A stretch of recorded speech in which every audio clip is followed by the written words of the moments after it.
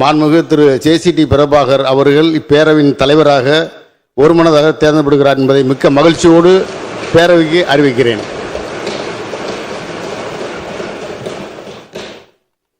மாண்புமிகு பேரவைத் தலைவராக பேரவையால் ஒருமனதாக தேர்ந்தெடுக்கப்பட்டுள்ள திரு ஜேசிடி பிரபாகர் அவர்களுக்கு என்னுடைய வாழ்த்துக்களை தெரிவித்துக் கொள்கிறேன்.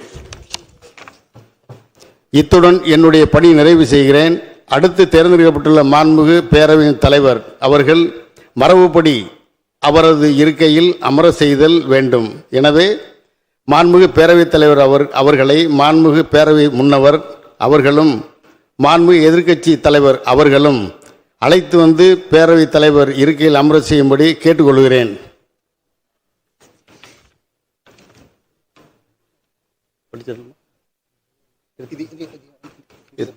படிச்சிடணுமா?